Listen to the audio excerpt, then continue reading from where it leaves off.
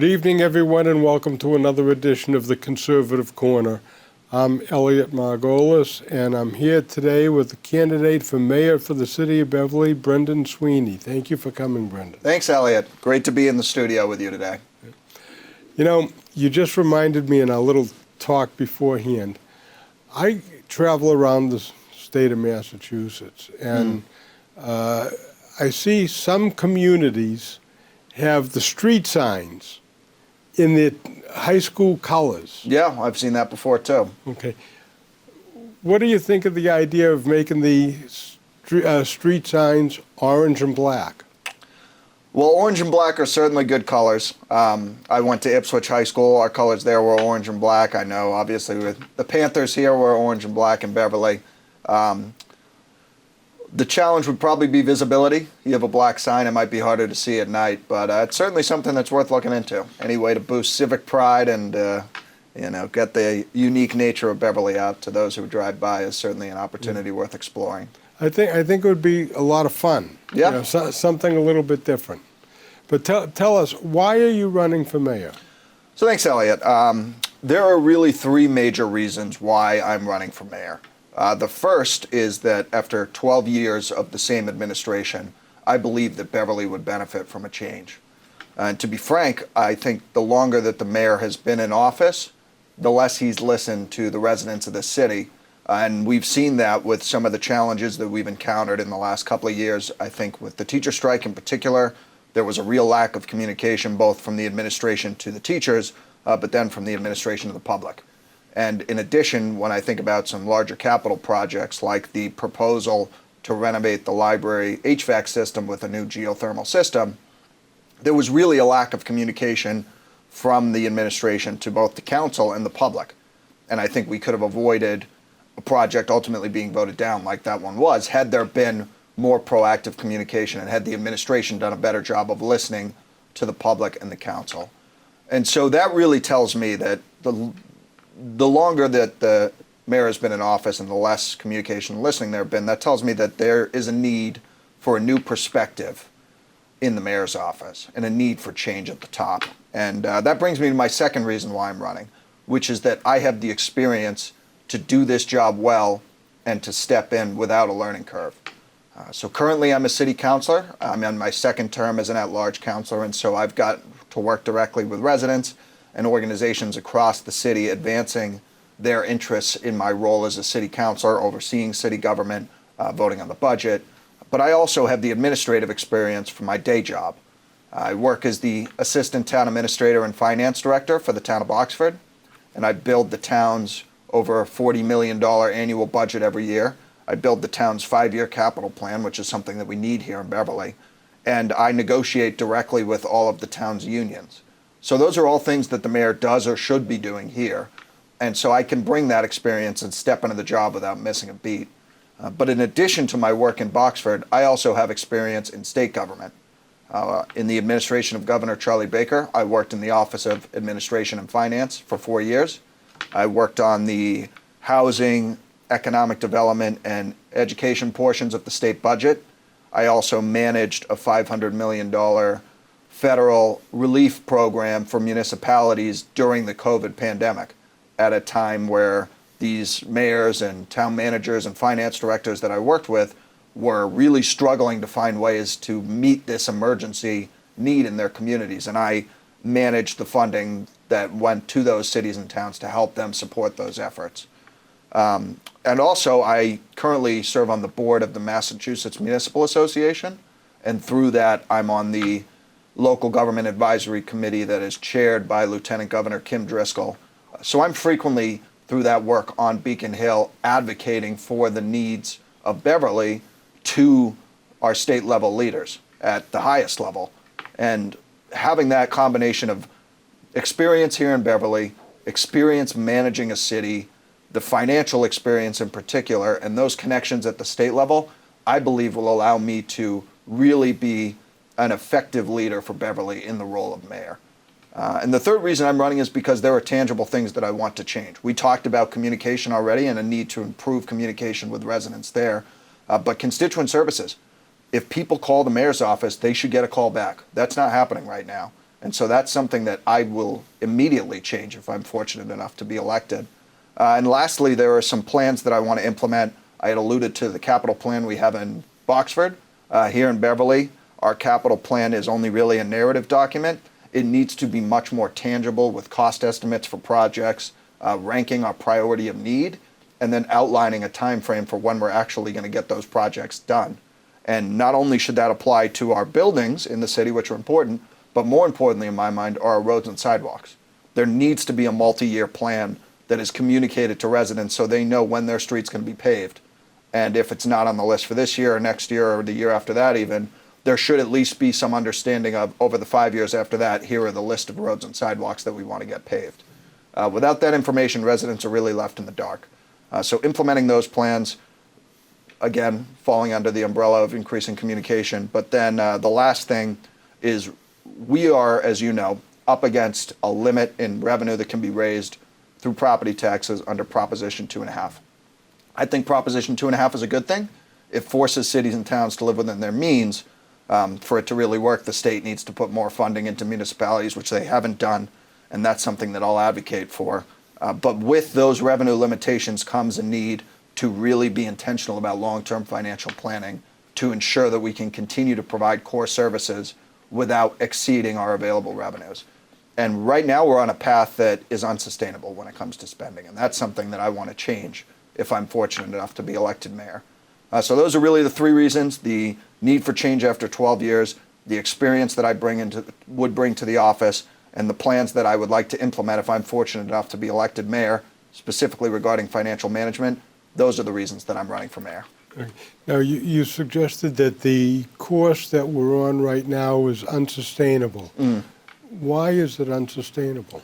So Beverly as a city has been very fortunate to have brought in revenue from what's called new growth.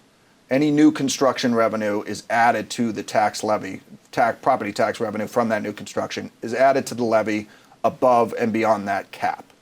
So Beverly, having seen, go back far enough to the Cumming Center being redeveloped, that was a big piece of growth for the city's tax base. But more recently, some of the development on Rantoul Street, that's brought in new revenue that has helped supplement residential property taxes from existing properties and commercial property taxes, which we've used to pay for city services.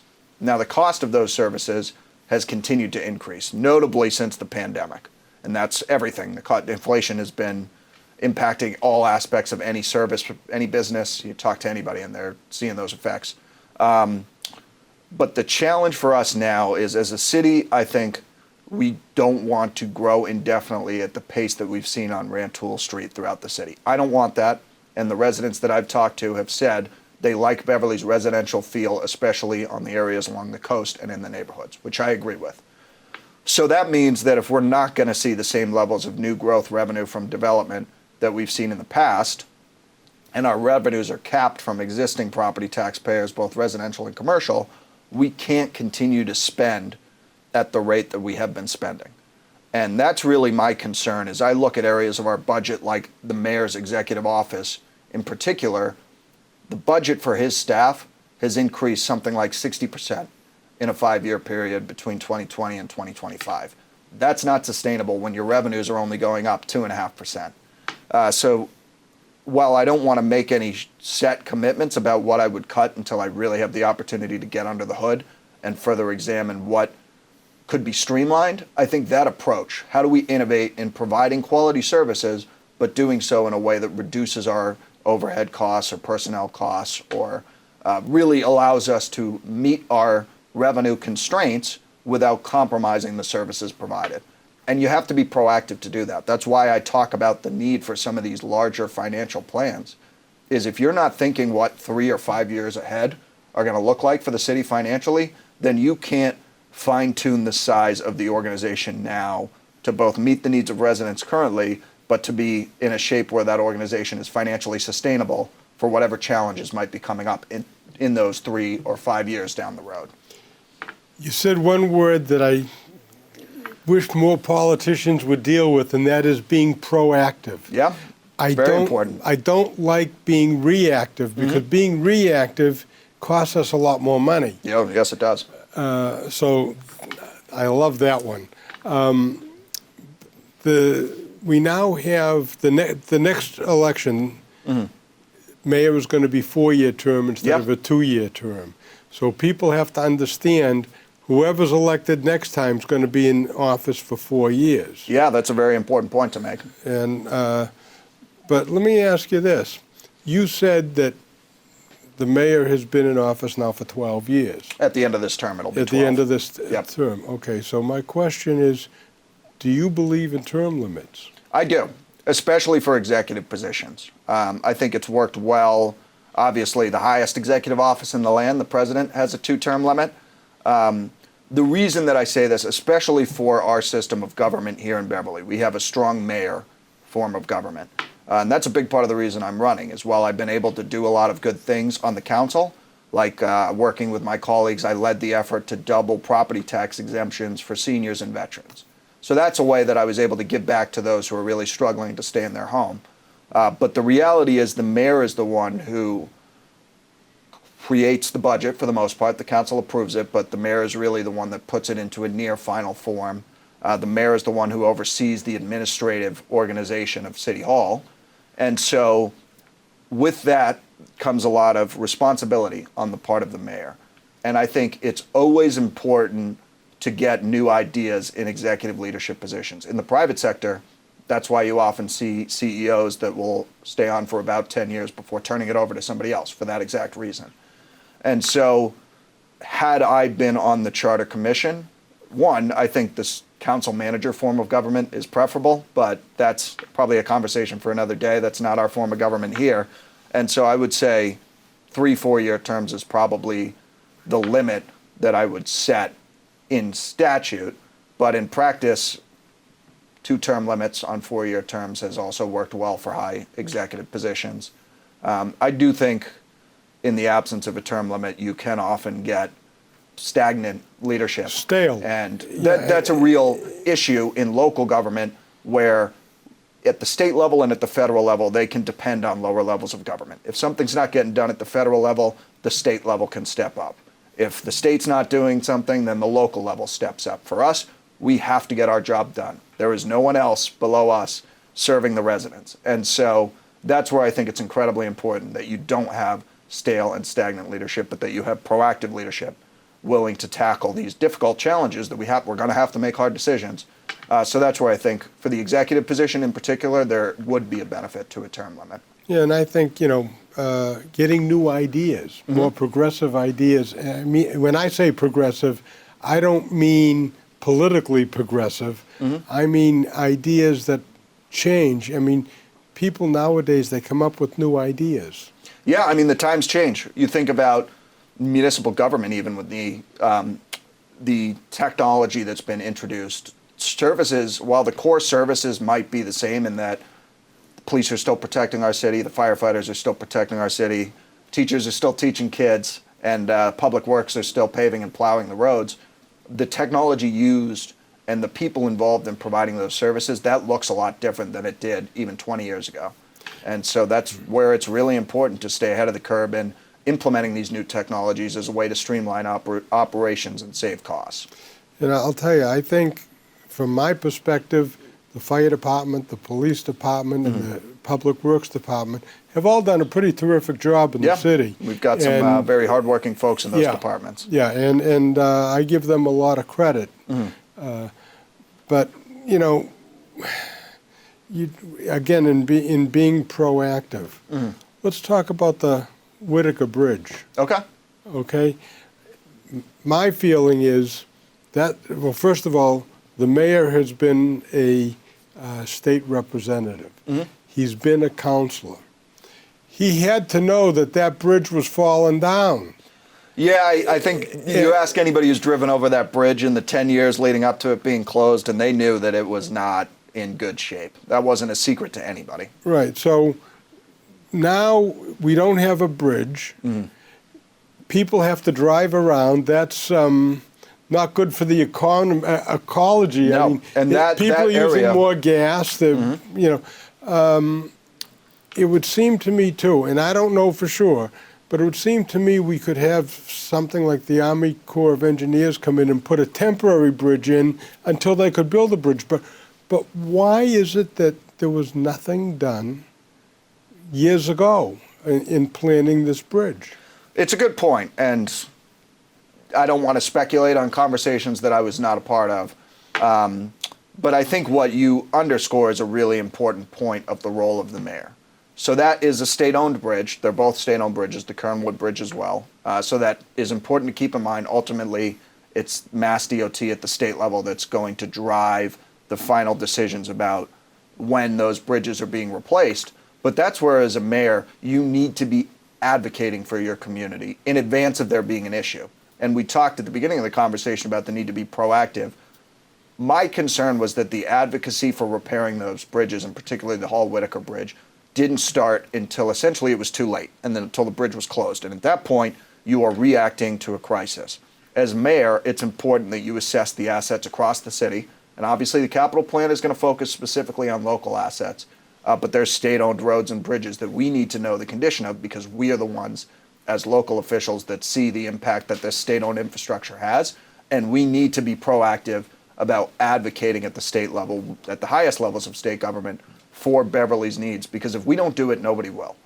And so that's where, well, I don't want to speculate of, what could have been done better. What I will do going forward as mayor is utilize the relationships that I've built at the state level from my work in the Baker administration and my work with the Massachusetts Municipal Association, and specifically with Lieutenant Governor Kim Driscoll on the Local Government Advisory Committee.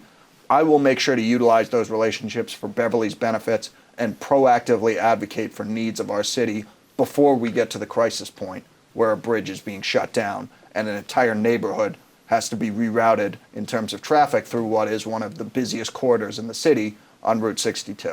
That's a problem that, whether or not we could have solved it, we should have been much more vocal in advocating for that need well in advance of the bridge being closed. Yeah, particularly since what's going to be another 5 years before a bridge is even started to be built? Yeah, there's a long timeline. Ideally, the temporary bridge will be completed sooner rather than later. 2027, I believe, is the year that had last been publicized. But one thing to keep in mind is, and this is where the advocacy piece is important, the 10-year timeline initially was already a ridiculous timeline, given that you look at in Florida with the hurricanes, how quickly some of those bridges were repaired.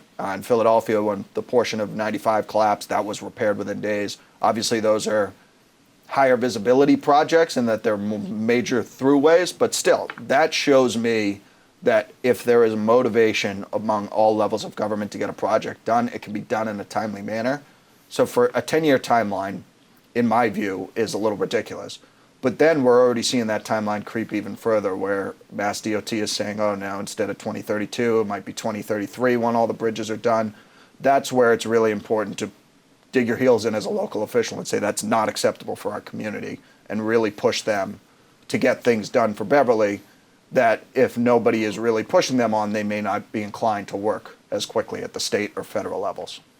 Yeah, it's government is reactive instead of proactive. Yeah, and that's where we can be a real catalyst for change. Obviously, there's always going to be some levels of bureaucracy at the state and federal level that are harder for us as local officials to effectively navigate. But the more we do to advocate for our own needs, the better off the city's going to be going forward. Let's talk a little bit about the teacher strike. Okay. Because that gets me kind of cranky for a couple of reasons. Number one, it's supposed to be illegal for them to strike. But what were the reasons for it, and why did it delay getting things done? I mean, so I'm glad you brought that up. I'll note my wife taught third grade for 6 years. She still works in a school as an administrator now. So through her, I've had a perspective into the challenges that our teachers are facing. And the job of a teacher has always been difficult, but it's become even more difficult when you factor in some of the issues that have arisen out of the pandemic. And so what the Beverly teachers, from my understanding, were advocating for, which were certainly understandably reasonable requests, were to receive pay that was more in line with our peer communities, benefits that were more in line with our peer communities, specifically with parental leave and time off. And so I don't think the requests that the teachers were making were unreasonable. We talked at the beginning of this conversation about Proposition 2.5. There are revenue constraints where, in an ideal world, I think every elected official would want to pay our teachers more than we do because we recognize the value of their work, but we know that there are limits to what we can afford to pay. But I actually think in my conversations with the teachers that they recognize the competing priorities of the administration in managing the city. What I think the biggest issue was a lack of communication and a lack of engagement. And to be a little more specific about that, so I talked about my work in Boxford. I negotiate with all the town's unions. I'm at the table negotiating with them directly so that I can hear their concerns, I can hear their requests from their mouths, but then I can also make clear from my standpoint watching the city's or the town's finances that there are limitations to what we can do. Here are those limitations. And at least there's an open dialogue in that case. And we recognize that we're on the same team. And what happened here in Beverly is the mayor wasn't part of the negotiating team, which... And yet he's on the school committee. Yeah, and in my mind, not only... So there are members of the school committee that are elected to this negotiating subcommittee. And in my mind, the mayor should be on that subcommittee no matter what, because the mayor is the CEO of the city. And in our case, Mayor Cahill didn't end up joining the negotiations until after the strike had started. And by that point, the bridges had been burned and there was a significant amount of goodwill lost. I have to think, and again, hindsight is 20/20, but had the mayor been at the table from the start and had the mayor been having those honest conversations with the teachers, hearing their concerns directly, but making clear what the financial limitations are, I have to think that we would have been able to come to an agreement well in advance of getting to this crisis point where the teachers ultimately felt like they had to go on strike to get the attention of the administration. That, to me, the lack of communication was inexcusable. And that's something that I would change. I can't guarantee the teachers union or the police or the fire or any other union that I will be able to meet their demands as mayor because we do have limited resources. But what I can guarantee to those unions, and I do make this guarantee, I will be at the table, I will be listening to you, and you will hear directly from me why, if we can't meet your demands, why we can't meet them, and why we can't meet those requests. And we'll come to a point where there is a good contract for the needs of both parties, both the folks in the union, but then the city's financial stability. It seems to me that when you go into the police department, fire department, teaching, you know that there are certain limitations. You know that you're not going to become a millionaire as a teacher. No. Okay, you know that.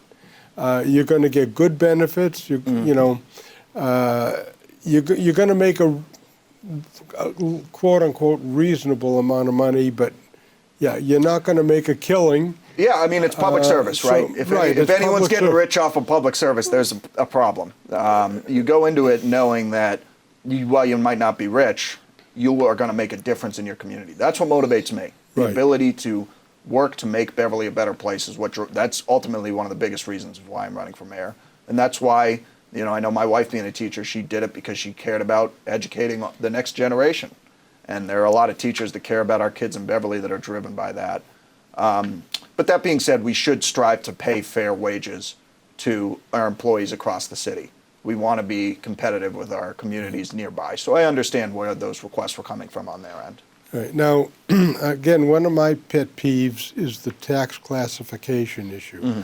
And Beverly, I don't know exactly what the ratio is between commercial property and residential property. So we maxed the shift. It's a 175. I could do the math, but essentially it's... Right, but what I'm saying is there an 80-20 split between residential and commercial, or is it 90-10? It's probably between 70-30 and 80-20, with the smaller fraction being commercial. I can get those exact numbers, but it's about that amount. All right, so see, what people don't understand is commercial property pays more in taxes, and they get fewer services. So having the shopping center on Brimble Ave, there was a lot of people opposed to it. That's good for the city. Yeah, from a revenue standpoint, it certainly is. From a revenue standpoint, it's good for the city. So we make money on commercial property, and we lose money on residential property. And people don't understand that. Like, there's one thing that people saying, I remember Mayor Scanlon saying, well, we're paying $15,000 a year per student for education. But there's no causal link between what you spend and what you're getting in return. So what we need to bring more money into the city is more commercial property. And that's where it's an important balancing act. Obviously, we don't want to overdevelop Beverly, and that's a concern of mine. We are a historic seaside community, and I want to maintain that character. But at the beginning of this conversation, we talked about the benefits the Cummings Center in particular brought in tax revenue for the city. So we should be looking to increase commercial activity in Beverly where it makes sense, where it's not going to disrupt an existing neighborhood's character. But that's where the tax rate is a balancing act. And this is one thing that I think gets lost amongst politicians is every public service is funded by somebody's tax dollars. So we can't just assume that we can continue to spend more indefinitely and that it won't have a negative impact on the people paying for these services. And that applies to both residential homeowners and business owners. And so when I think about the property taxes in the city on the commercial side, they're high. There's no way around that. If we were to lower property taxes on the commercial side, we'd have to raise them on the residential side. So there's trade-offs that need to be considered. But what's important to me is making sure that Beverly is a community that businesses want to set up shop, that they want to be here because they see the value of our community resources, the residents that would be working for them, and that they view Beverly as a friendly place to do business. So that's my goal, is to make sure that that message is being sent to businesses.